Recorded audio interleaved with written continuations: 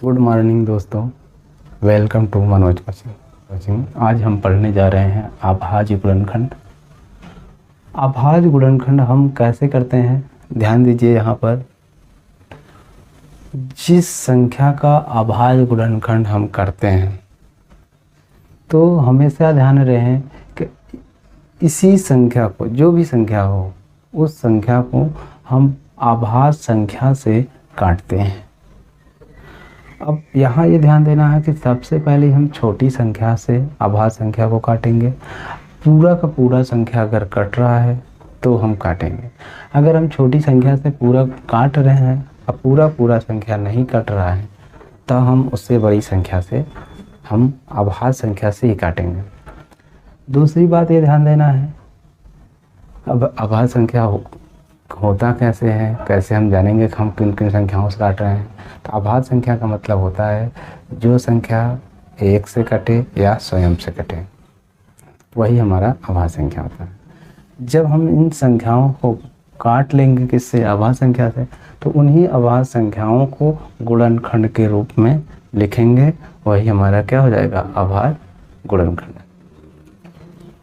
अब देखिए, इसमें काटते समय हमको कई बातों के ध्यान देना आता है। होता क्या है, कभी कभी स्टार्टिंग में पूरा का पूरा अंक कट जाता है तो कोई दिक्कत नहीं है, लेकिन अगर बीच में या किनारे दो अंक अगर काटते हैं एक साथ तो वहाँ हम 0 लगाते हैं। ये हम पार्ट वाइज वीडियो बनाएंगे, आप वहाँ पर देख सकते हैं। यहाँ पर स्टार्टिंग में 2 अंक नहीं कट रहा है, 1 अंक ही कटेगा, तो इसके अनुसार हम क्वेश्चन हल करने जा रहे हैं। देखिए, अभाज्य संख्या को हम काटते कैसे हैं। अभाज्य गुणनखंड करते समय सबसे पहले हम जो भी संख्या हो उसे हम छोटी अभाज्य संख्या से काटेंगे। काटने का मतलब ये होता है कि जिसका हम टेबल पढ़ेंगे या जो अभाज्य संख्या हो उसके टेबल में आना चाहिए। अगर वो टेबल में पूरा संख्या रहा तो मतलब उतनी बार में वो संख्या कट रहा है।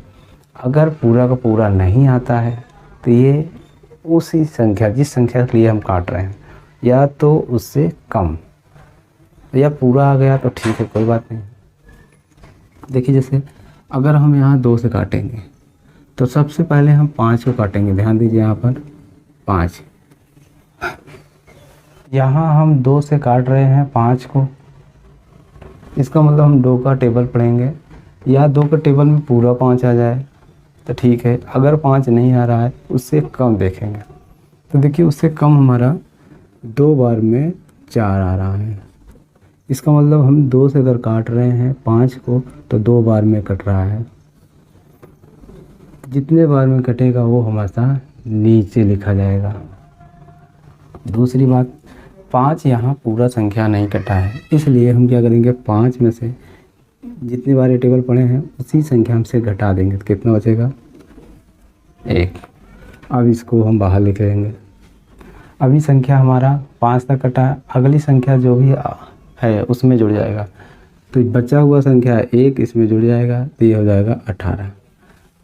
अब यहाँ हम 2 से काट रहे हैं, कितने बार में कटेगा, 9 बार में, क्योंकि 2 9 18 होता है, 9 बार में पूरा, यहाँ पूरा संख्या कट रहा है, कितने बार में, 9 बार में। ये हमारा 9 यहाँ था। अब संख्या हमारा 8 तक कट गया है। अब अगली संख्या है 3 को काटेंगे। किससे काट रहे हैं, 2 से। टेबल अगर पढ़ते हैं तो 1 बार में हमारा क्या आ रहा है, 2 आ रहा है। अगर 2 बार पढ़ते हैं तो यहाँ 4 आ जाएगा। यही ध्यान देना है कि जिससे हम काटते हैं उसका टेबल अगर पढ़ें, जिस संख्या के लिए, उससे ज़्यादा नहीं होना चाहिए, या तो उसी के बराबर हो या उससे कम। 1 बार में कटा, इसको नहीं यहाँ उतारो। 3 में से 2 जाएगा, 1 बचेगा। अभी हमने 3 को काटा, 1 बचा है, इसके बाद जो भी संख्या हो उसमें जुड़ जाएगा। अब हम 2 से अगर काट रहे हैं, किसको काटेंगे, 12 को, तो कितने बार में कटेगा, 6 बार में। पूरा कट रहा है। यहाँ ये ध्यान देना है, अगर हम 2 से काटें, अब पूरा ये संख्या नहीं कटता, कुछ बच जाता तो उस समय हम 2 से नहीं काटते, तब 3 से काटते, फिर या 5 से काटते, ऐसे काटते। यही मेन ध्यान देना, काटें और संख्या कुछ बचे तब हम उस संख्या से नहीं काटें। जिस अभाज्य संख्या से हम काट रहे हैं पूरा का पूरा संख्या अगर कट रहा है तभी हम काटेंगे, अगर पूरा पूरा संख्या नहीं कट रहा है तब नहीं काटेंगे। अब फिर आगे फिर हम संख्याओं को काटेंगे। अभी हमने इसको काटा, ये आया। अब अगर आपको जानना है कि अगर हमने 2 से काटा ये आया, ये सही है या गलत, तो क्या करोगे, 2916 में 2 से गुणा करिए। यही संख्या अगर मिल रहा है तो इसका मतलब आप सही काटे हैं। अगर इस संख्या में इससे गुणा करिए, अगर ये नहीं मिला तो समझ लीजिए आपने गलत काटा है। अब आगे देखिए, अब 2 से अगर आप काट रहे हैं तो सबसे पहले किसको काटेंगे, 2 को। टेबल किसका पढ़ रहे हैं, 2 का, तो कितने बार पढ़ेंगे, 1 बार। 1 बार में 2 आ रहा है, ये पूरा संख्या कट रहा है, कितने बार में, 1 बार में, ये यहाँ आ जाएगा। अब अगली संख्या है 9।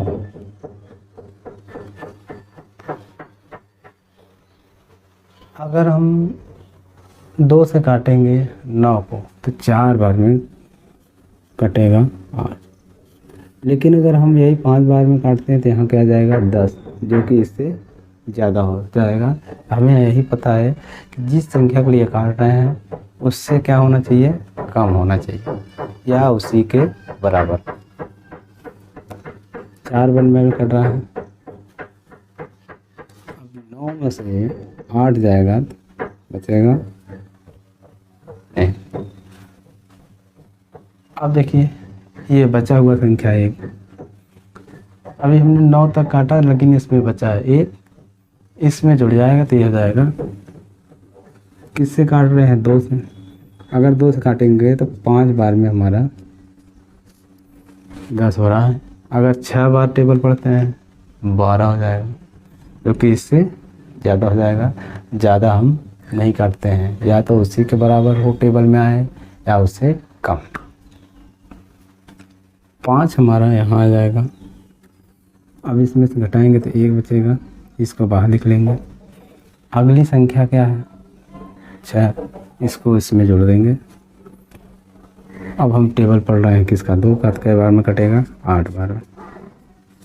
ये 8 हमारा यहाँ आ जाएगा, कट गया।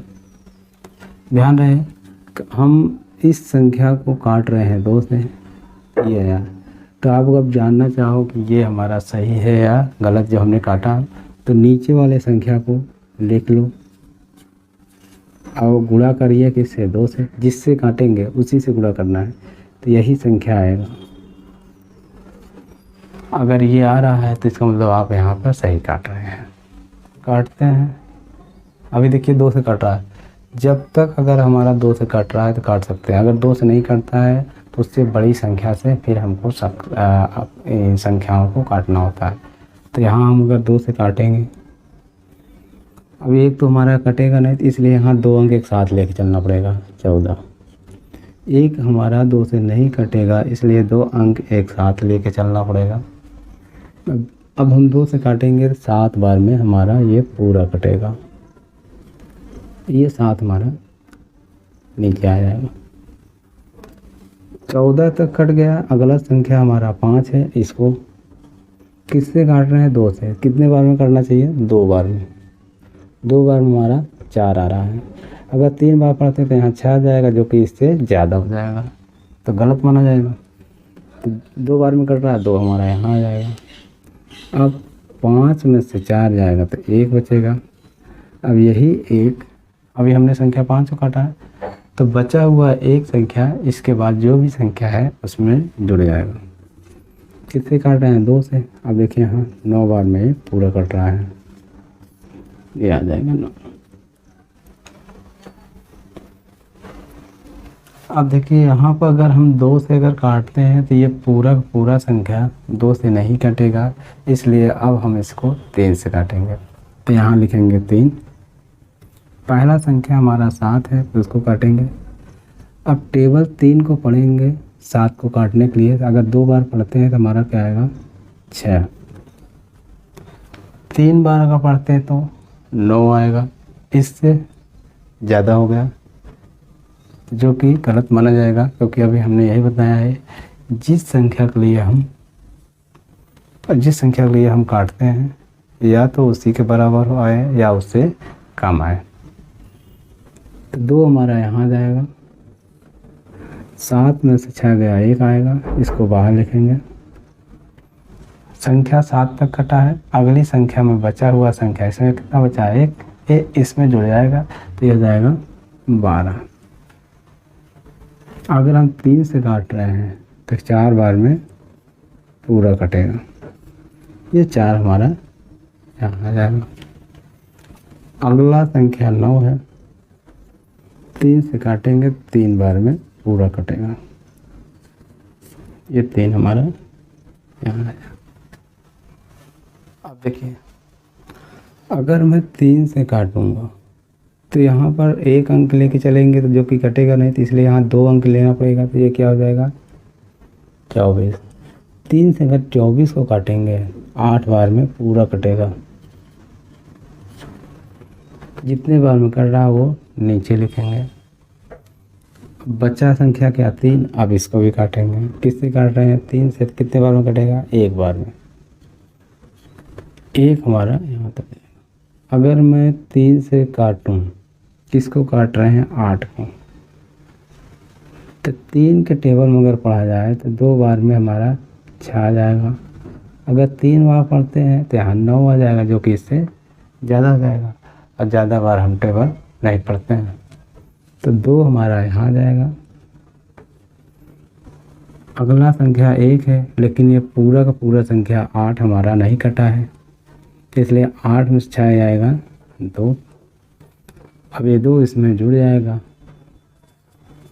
तो 21 हो जाएगा। 3 से अगर काटते हैं तो 7 बार में पूरा कटेगा, ये 7 हमारा यहाँ आ जाएगा।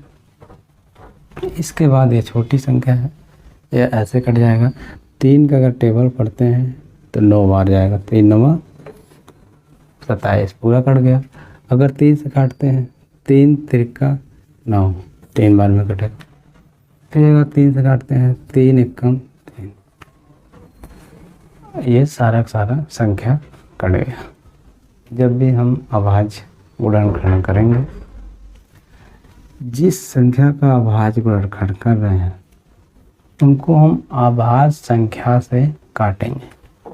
अब जब अभाज्य संख्या से काट देंगे, उन्हीं संख्या को हम गुणनखंड के रूप में लिखेंगे, वही हमारा अभाज्य गुणनखंड है। अब कैसे लिखते हैं इसको देखिए, पहले इसको लिख लेंगे,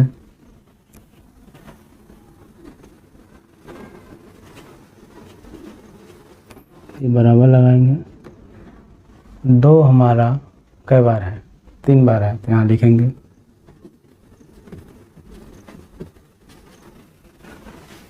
2 हमारा 3 बार है। अब देखिए 3 कई बार है, 1 2 3 4 5 6, 3 हमारा 6 बार है, तो यहाँ हम 3 को 6 बार लिखेंगे। 2 हमारा 3 बार है, इसको लिख लिया हूँ। 3 हमारा 6 बार है, इसको लिख लिया हूँ। फिर आगे देखिए 2 हमारा 3 बार है, तो 2 के घात 3 लिखेंगे, क्योंकि हमें पता है कि जब भी हम गुणा करते हैं आधार समान हो तो घात जुड़ जाते हैं, तो सबके ऊपर घात 1 1 है, तो 1 1 जोड़ा जाएगा 3 आ जाएगा। ऐसे 3 के ऊपर कितना जाएगा 6, क्योंकि 3 हमारा 6 बार है, सबके ऊपर घात 1 1 है, तो इसलिए 3 के घात। यही हमारा इस संख्या का अभाज्य गुणनखंड